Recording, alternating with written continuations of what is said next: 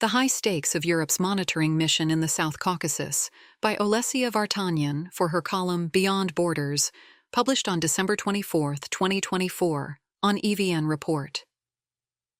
Following Azerbaijan's 2022 attack on Armenia, the EU quickly deployed a civilian mission to monitor the situation along the tense border.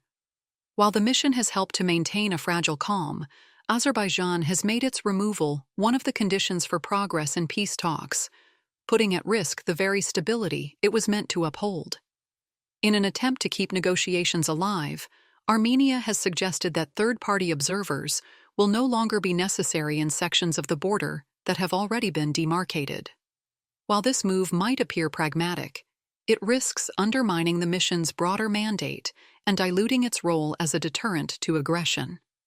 For the residents of Armenia's borderlands, EU vehicles adorned with blue flags and yellow stars have become a routine presence. From afar, news reports occasionally document the high-profile visits of foreign dignitaries to the frontier, not merely to marvel at the austere beauty of the mountain terrain punctuated with military fortifications, but to signal steadfast support for the EU's mission in Armenia, known as EUMA. The EU's decision to deploy this mission came in the wake of Azerbaijan's devastating assault on Armenia in September 2022.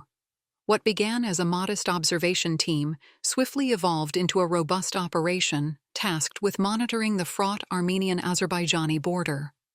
When Azerbaijan seized Nagorno-Karabakh in 2023, Brussels strengthened the capacity of EUMA, increasing its presence in the region to over 160 observers from 25 of the EU's 27 member states. At first, the border's inhabitants struggled to grasp the nature of this new European presence. Unlike the Russian forces they had long known, EU observers arrived as civilians, traveling in cars emblazoned with the Union's insignia, armed not with rifles but with binoculars. Their power lay not in their military might, but in the credibility of their reports, relayed to European capitals to inform diplomatic strategies aimed at de-escalation. Yet, the mission's credibility now faces uncertainty. Since summer, Azerbaijan has demanded EUMA's withdrawal as a prerequisite for a peace deal, branding its presence an obstacle to meaningful negotiations. Last week, Azerbaijan's president dismissed the EUMA as a NATO mission. His remarks, aired on Russian state television, seemed crafted for Moscow's audience. Armenia's leader, in response, signaled openness to discussions about the mission by proposing that observers may not be needed on the demarcated sections of the border. While Yerevan's stance reflects a willingness to negotiate, it also reiterates demands for Azerbaijan to withdraw its troops from strategic positions deep inside Armenian territory, particularly near Jermuk, Vardenis, and the village of Nurkin-Hand near Kapan.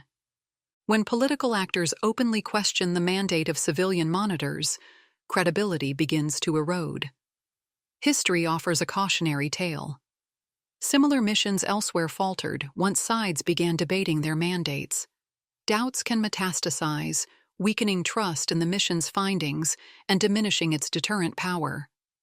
Worse, this erosion could embolden the sides, signaling a tacit indifference to whether the mission remains in place at all. In moments of crisis, when EUMA is called upon to provide crucial reports, skepticism might not remain confined to the region.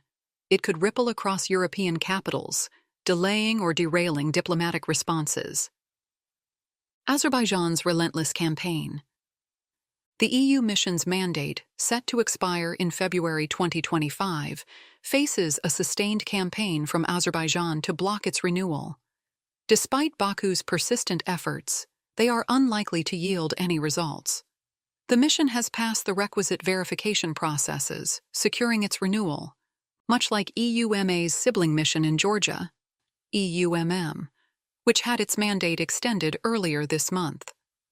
The EUMA's renewal is expected to follow suit, though Azerbaijan remains unrelenting in its opposition. Why this unyielding campaign? On one level, it seeks not just to oppose the mission, but to craft a broader narrative supporting Azerbaijan's position, both domestically and internationally. Recently, Azerbaijani state-linked media began releasing videos documenting EUMA's border visits. While the footage itself seems innocuous, the accompanying commentary often paints the mission as engaged in covert operations, spying or aiding Armenian forces, clouding its work with suspicion. The strategy is clear: discredit EUMA to such an extent that external observers, including EU policymakers, question its legitimacy. This antagonism is not new, but has grown louder.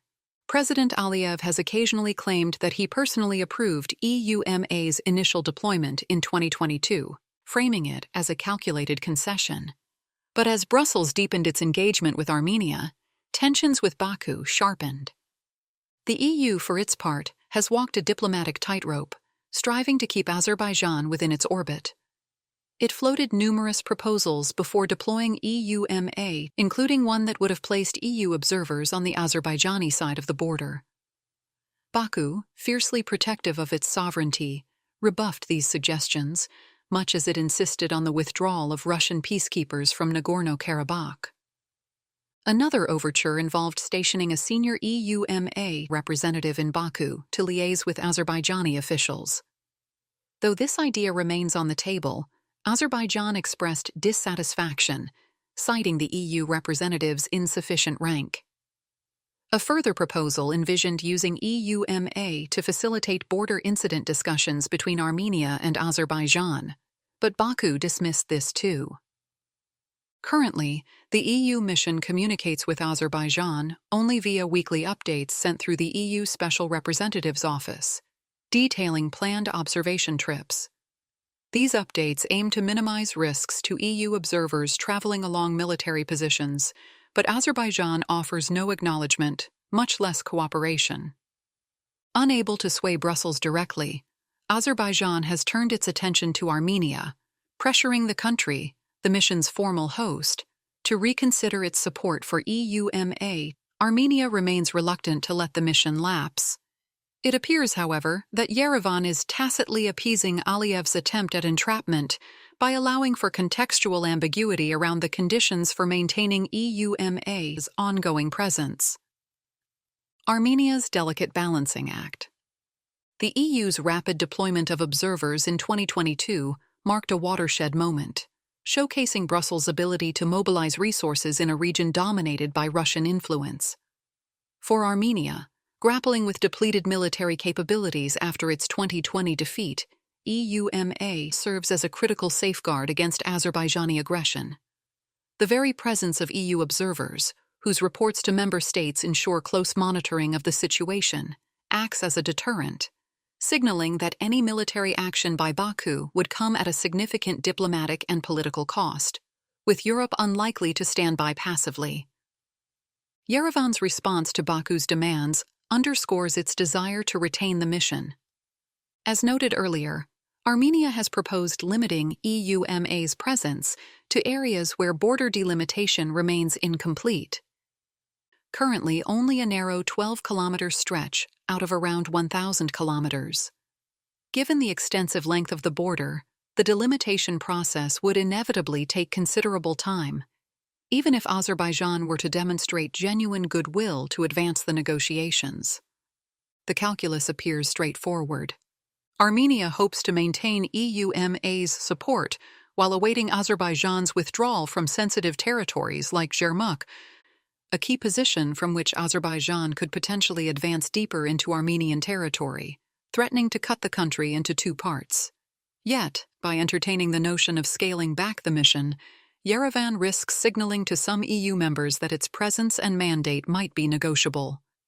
Armenia's vulnerability is evident. It navigates an unequal power dynamic with its stronger neighbor, while juggling the expectations of external actors. Once seen as a neutral mediator, the EU mission has been increasingly sidelined as Yerevan and Baku began pursuing bilateral negotiations a year ago. Whether consciously or not, Armenia's ambivalence has sometimes further marginalized EUMA. Earlier this year, Yerevan proposed direct communication with Azerbaijan to prevent border incidents, echoing pre-2020 mechanisms that had helped maintain calm along front lines. When Baku ignored the offer, One EU official reminded the sides that facilitating such dialogue fell within EUMA's mandate. Armenia, however, let the matter lapse. Similarly, during border demarcation talks, Armenia reportedly asked EUMA to steer clear of demarcation zones, fearing their presence might provoke Azerbaijan. Though temporary, the exclusion contributed to impressions of a more limited role for the mission. Time for Europe to lead. Armenia must not falter in defending the mission's interests, and the European Union should unequivocally assert EUMA's value as a stabilizing force. Armenia has a clear interest in maintaining the mission's presence. Even Azerbaijan, despite its entrenched opposition, might find opportunities to rebuild trust with its important trade partner through incremental engagement with its mission. For example, by considering one of the cooperation approaches the EU had suggested in earlier proposals. The stakes for Europe are significant. Allowing EUMA to falter without a strong defense would damage the EU's credibility in the South Caucasus. At worst, such a failure could render Brussels irrelevant in addressing the region's most pressing diplomatic challenges.